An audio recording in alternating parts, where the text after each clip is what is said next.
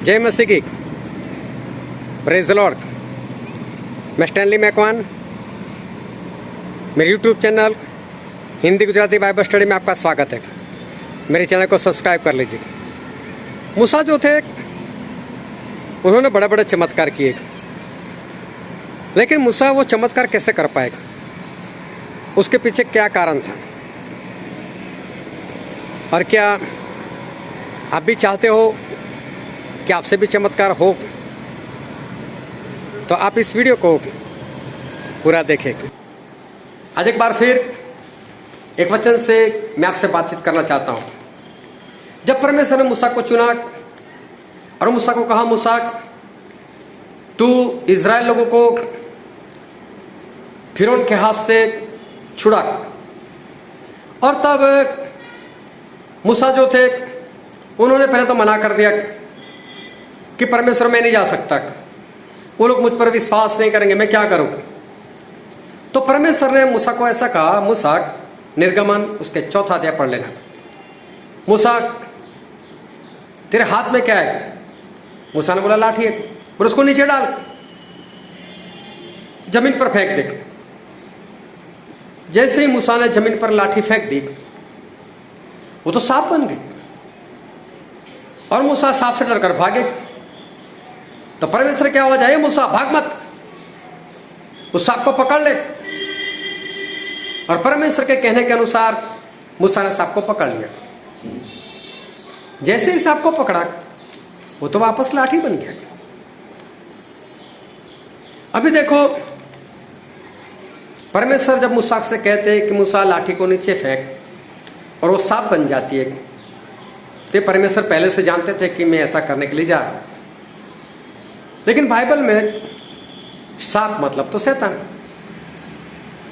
तो परमेश्वर ने किसी और पशु को नहीं बनाया, किसी और पंछी को नहीं बनाया, इस लाठी से सांप ही क्यों बनाया?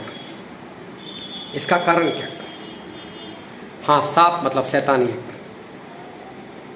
और परमेश्वर ये कहना चाहते थे कि मूसा, सांप मतलब शैतान, उसको अपने हाथ में रख, उसको पकड़ कर रख, वश में रख अपने। जब तक वो लाठी तेरे हाथ में है तब तक लाठी है, अगर नीचे गिर गई तो शैतान है।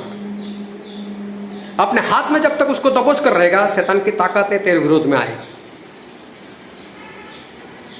और देखो, उसके बाद परमेश्वर के कहने के अनुसार मूसा बार बार फिरौन के पास जाते थे, बार बार चमत्कार करते थे। और अब बाइबल पढ़ना, तो हर बार परमेश्वर मूसा से कैसे बात करेगा? मूसा अपनी लाठी अपने हाथ में ले, मूसा तू मेढक को बुला, मूसा अपनी लाठी अपने हाथ में ले, पानी का लहू कर दे, मूसा लाठी अपने हाथ में ले, ये कर वो कर। हर बार परमेश्वर ये याद दिलाते थे, शैतान को वश में रख। मूसा एक सेवक है। जब मैं भी नया नया मसीह में आया था, और एक परमेश्वर के दास को मैं मिला, और वो जो प्रार्थना करते थे तो लोगों को चंगाई मिलती थी। और मेरे सामने मैंने वो चमत्कार देखे, तो मैं बहुत अचंभित हो जाता था, ये कैसे करते होंगे, ये कैसे प्रार्थना करते होंगे। और मुझे भी मन होता था मैं भी प्रार्थना करूं, मेरी प्रार्थना से ऐसा हो, मेरी प्रार्थना से भी चमत्कार हो, मेरी प्रार्थना से भी दुष्ट आत्मा भाग जाए, मेरी प्रार्थना से भी बीमार चंगे हो जाए। मैं भी ये सब कुछ सोचता था। हो सकता है आप भी ये सोचते हो कि एक सेवक के समान आप भी प्रार्थना करो और इससे चमत्कार हो जाए। तो जितने सेवक हैं, मैं उनके लिए भी इस वचन को लेकर आया हूं, और जितने सेवक नहीं है लेकिन वो चाहते हैं कि मेरी प्रार्थना से भी ऐसा हो, उन सभी के लिए वचन है। तो ध्यान से इसको समझना कि मूसा जो थे वो चमत्कार इसलिए कर पाए, और इज़राइल लोगों को मिस्र से, फिरौन से, मतलब कि शैतान से इसलिए आजाद कर पाए, क्योंकि शैतान उनके वश में था। शैतान के ऊपर उन्होंने अधिकार पाया हुआ था, परमेश्वर ने उनको अधिकार दिया था। इस कारण मूसा ये सारे काम कर पाए। अगर आज आप सेवक हो और आपसे ऐसे काम नहीं हो रहे, तो इसका कारण यह है कि आपने अभी तक शैतान को वश में नहीं किया, शैतान के ऊपर अधिकार प्राप्त नहीं किया। अगर आप एक विश्वासी हो और आप ऐसा काम करना चाहते हो, तो मैं आपसे कहना चाहता हूं, शैतान पर अधिकार प्राप्त करो। जब परमेश्वर ने अपने 12 चेलों को और फिर 70 चेलों को ठहराकर उनको कहा कि जाओ बीमारों को चंगा करो, तो मत्ती 10:1, लुका 10:1 ये पढ़ना। और परमेश्वर ने अपने चेलों को पास बुलाकर सारी बीमारियां और सारे दुष्टात्माओं को निकालने का अधिकार दिया। यह अधिकार बहुत बड़ी बात है। ज्यादातर लोग क्या मांगते हैं मालूम है? सामर्थ मांगते। परमेश्वर को सामर्थ दो, मेरी प्रार्थना से सामर्थ्य हो जाए कि मैं प्रार्थना करूं दुष्टात्मा भाग जाए, मैं प्रार्थना करूं बीमारी भाग जाए। सामर्थ क्या है? समझ लो, एक गैस का बोतल होता है और बोतल और गैस दोनों मिलाकर तकरीबन 30 किलो का होता है, अंदाजे से मैं बता रहा हूं। अगर 30 किलो उठाने के लिए आपके शरीर में इतनी शक्ति होनी चाहिए, इतना सामर्थ्य होना चाहिए, तो आप उठा पाओगे। एक दूसरे उदाहरण से मैं आपको बताना चाहता हूं। आजकल तो बड़े बड़े हाईवे बन गए, नई नई इंपोर्टेड कार आने लगी। आज कार 150 की स्पीड से बिंदास से भाग सकती है। समझ लो कोई कार और 150 की स्पीड से भाग रही है। आप कहीं हाईवे पर खड़े हो और आपको उस कार को रोकना है जो 150 की स्पीड से भाग रही है। समझ आप खड़े हो, कार ऐसे निकल गई और आप उसके पीछे जाकर उसको पकड़ना चाहते हो, रोकना चाहते हो, तो मालूम है आप में कितना सामर्थ्य होना चाहिए? आप में इतना सामर्थ्य होना चाहिए कि आप 200 किलोमीटर की स्पीड से भाग सको। अगर आप 200 की स्पीड से उसके पीछे भागोगे तो आप उसको ओवरटेक कर लोगे।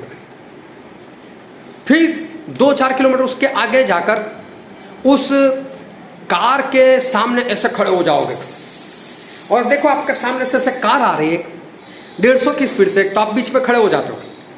और उस वक्त आप में इतना सामर्थ्य होना चाहिए कि जैसे ही 150 की स्पीड से कार आती है, आप उसको ऐसा करो और वो कार वहीं पर रुक जाएगी आपके हाथों से। कितना सामर्थ्य है!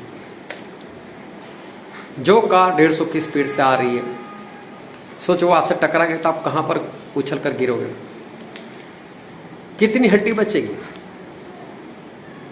तो ऐसी कार को रोकने के लिए कितना सामर्थ्य चाहिए? ये तो मैंने सिर्फ कार की बात की। अब मैं शैतान की बात करता हूं। शैतान में कितना सामर्थ्य मालूम है? अय्यूब के जमाने में वो स्वर्ग पर गया था। इसका मतलब स्वर्ग जो तीसरे आसमान के ऊपर है, वो शैतान के अंदर इतनी ताकत है कि पहला, दूसरा, तीसरा आसमान क्रॉस कर सकता है, ऊपर जा सकता है। वो शैतान जो है, मालूम है उसमें कितनी शक्ति? जब प्रभु ने बोला तू कहां जाकर आया, बोला मैं पृथ्वी पर इधर उधर सब जगह घूम कर आया हूं। इसका मतलब पूरी धरती और बिना हवाई जहाज चलकर दौड़कर ऐसे घूम सकता है। सोचो इसमें कितनी सामर्थ्य है। उस शैतान को निकालने के लिए अगर आपको सामर्थ्य है तो कितना चाहिए? इसलिए परमेश्वर ने अपने चेलों को यह बोला कि मैं तुम्हें शैतान को निकालने का अधिकार देता हूं, बीमारियां दूर करने का अधिकार देता हूं, सामर्थ्य देता हूं। ऐसा नहीं बोला। अब देखो अधिकार क्या है। 150 की स्पीड से कार जा रही है, आप तो नहीं रोक सके उसको, लेकिन वहां पर एक ट्रैफिक पुलिस वाला खड़ा है जो मुश्किल से 45-50 किलो का है, सिंगल बॉडी है सर। उसके पास 5 ग्राम की एक सीटी है और वह ऐसे मुंह में डालता है और उस कार को देखकर आवाज सीटी मारा, और मालूम है कार वहां पर रुक जाती है। क्यों? क्योंकि उस सिपाही के पास, उस पुलिस वाले के पास ये अधिकार है उसको रोके। इसको सामर्थ्य की जरूरत नहीं है। ऐसे तो पुलिस वाले का पूरा खानदान लग जाए ना तो अभी कार को नहीं रोक सकते, लेकिन जो अधिकार है उसके कारण कार वाला खुद ब खुद कार रोक लेता है। अभी मैं बोलता हूं आप हाईवे पर जाकर खड़े हो जाओ 5 ग्राम की सीटी लेकर और आप सीटी बजाओ, क्या कार वाला रुकेगा? नहीं। क्यों? आपके पास अधिकार नहीं। देखो उसको कैसे मालूम कि आपके पास अधिकार नहीं? क्योंकि आपके पास पुलिस वाली वर्दी नहीं। और हमें जो परमेश्वर ने वर्दी दी है वो है इफिसी 6:13-17, सच्चाई का बेल्ट, उद्धार का टोप, धार्मिकता की संजोग मतलब बख्तर, मेल के जूते, विश्वास की ढाल, आत्मा की तलवार, जो परमेश्वर का वचन। परमेश्वर बोलते इसे पहन लो, यह है हमारी वर्दी। इसको पहना होगा तो शैतान को पता चल जाएगा, हाँ ये वर्दी वाला है, इसके पास अधिकार है। ये बोलेगा तो मुझे भागना पड़ेगा, ये बोलेगा तो मुझे रुकना पड़ेगा, ये मुझे मार सकता है, ये मुझे आज्ञा दे सकता है। क्योंकि अय्यूब 41 में लिखा है, परमेश्वर खुद बोलते हैं, ये लिव्यातान मतलब शैतान, उसके पास इतना सामर्थ्य कि आप उसके सर के ऊपर हाथ रखने की हिम्मत तक नहीं करोगे, क्योंकि उसके बाद जो लड़ाई होगी वो सोचकर आप कुछ नहीं कर पाओगे, उसको देखते ही डर जाओगे। ये ऐसा वैसा नहीं है, उसके साथ लड़ने के लिए सारे शस्त्र वस्त्र चाहिए, और शैतान को ये सारे शस्त्र वस्त्र दिखाई देते। क्योंकि जब जो यहूदी ज्यादा जादू टोना करने वाले थे, उन्होंने देखा पौलुस को जब भूत प्रेत निकालते हुए, पौलुस तो इतना ही बोलते, चलिए यीशु के नाम में भाग, उसको भागना पड़ता था। और इसलिए इसे सोचा ये अच्छा है। उस समय किसी को दुष्टात्मा था तो बोला चल पौलुस जो यीशु का नाम लेता है उसी यीशु के नाम से बोलता हूं, भाग। और उन्होंने बोला पौलुस को भी जानते, यीशु को भी जानते, तू कौन है? इतना मारा, कपड़े फाड़ दिए, नंगा कर कर भगाया। अधिकार होना जरूरी है। अगर आप सेवक हो, लेकिन अगर आपके पास अधिकार नहीं तो पहले तो आप कोई आत्मा जीत नहीं पाओगे, आप शैतान से किसी को आजाद नहीं करवा पाओगे। हो सकता है कभी आपकी इज्जत चली जाए। मूसा के पास अधिकार था, और मालूम ये अधिकार कैसे मिलता है? फिलिपिया 2:5-8 में लिखा है, प्रभु यीशु का जैसा स्वभाव था वैसा स्वभाव हमारा भी हो।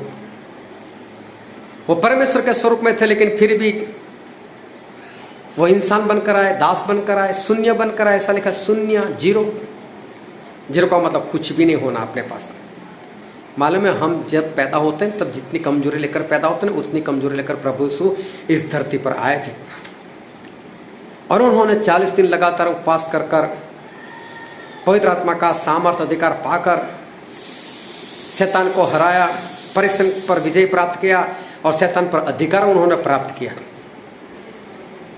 यह अधिकार ऐसे ही नहीं मिलता, आपको भी उपवास करने पड़ेंगे, बाइबल ज्यादा पढ़ना पड़ेगा, परमेश्वर को वक्त देना पड़ेगा, अपने काम को छोड़ना पड़ेगा।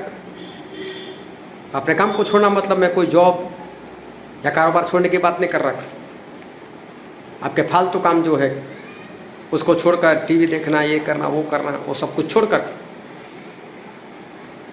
प्रभु से के पीछे चलना पड़ेगा, उनकी आज्ञाकारी करनी पड़ेगी, तब जाकर यह अधिकार आपको मिल सकता है। उसके बिना यह अधिकार आपको नहीं मिल सकता। अगर आप सेवक हो तो आपको शैतान के ऊपर अधिकार चाहिए ही चाहिए, नहीं तो कभी ना कभी आपकी हालत वो शैतान बहुत बुरी कर देगा। आत्मा तो आप जीत नहीं सकते, और अगर आप सेवक नहीं, एक आम विश्वासी हो, लेकिन आप चाहते हो कि मेरे से ऐसा हो, तो आप आगे बढ़ो और शैतान के ऊपर अधिकार प्राप्त करो, उपवास करो, प्रार्थना करो, सारे हथियार शस्त्र वस्त्र अपने ऊपर ले लो, क्योंकि यह हमारे पास होना बहुत जरूरी है। परमेश्वर इस वचन से, उसके मानने से आपको आशीषित करेगा। आमीन।